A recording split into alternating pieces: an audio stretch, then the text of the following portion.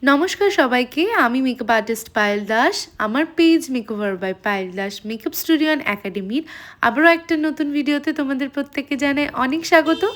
সেদিন ছিল 13 জুলাই আর আমার সেদিনের লোকেশন ছিল চাঁদুরিয়া।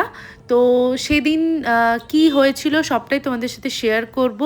ভিডিওটা লাস্ট পর্যন্ত দেখতে থাকো। আর এখানে দেখো পৌঁছেই দেখতে পাচ্ছি আমাদের ব্রাইড কিন্তু নিজেই উঠে কুলার চালিয়ে দিচ্ছে। এরপর ও শাড়িটা সুন্দর করে পরিয়ে ওকে বসিয়ে দিয়েছিলাম রেডি করার। আজকে রিসেপশন, আজকে কিরকম সাজবে একটু বলো। আজকে আমি নর্মালি দিদির একটা ভিডিও দেখেই পছন্দ করেছি, একটা আর্টিস্ট শার্ট, যে সাজের মধ্যে দিদি একটা নর্মালি একটা ব্রাইডকে সুন্দর রাজধানীর মতো সাজিয়েছিল। আমি আজকে ওরকমই লুকটা চাইছি, সফট এবং ন্যাচারাল থাকে। ঠিক আছে।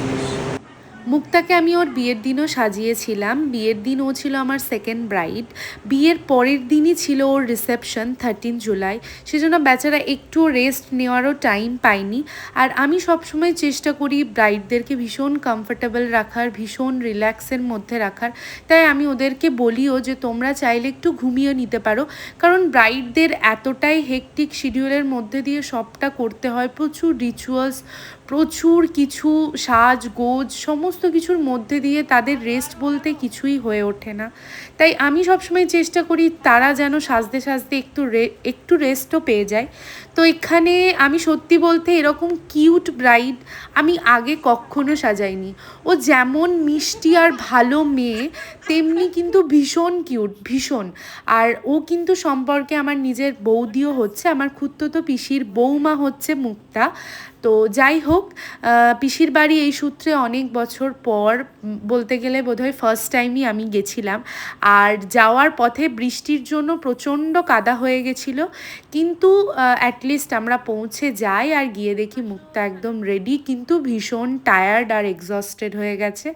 কিন্তু কিছু করার নেই, আবার রিসেপশনের জন্য তো রেডি হতেই হবে।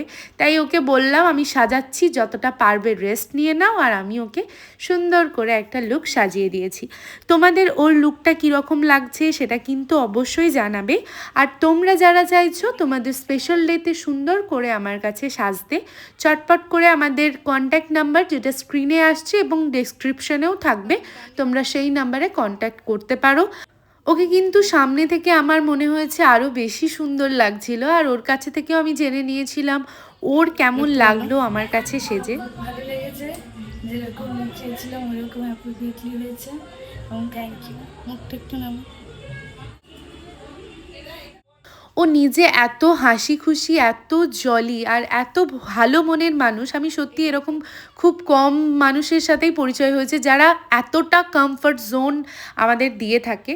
তো ওভারঅল এক্সপিরিয়েন্স তো আমার ভীষণ ভালো ছিল। তার উপর নিজের বৌদি ভীষণ, খুবই সুন্দর, ভালো কেটেছে সেদিনের সন্ধেটা।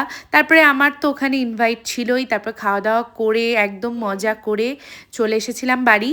তো এই ছিল সেদিনের পুরো ভিডিওটা। তোমাদের ভিডিওটা কেমন লাগলো সেটা কিন্তু অবশ্যই কমেন্ট করে জানাবে।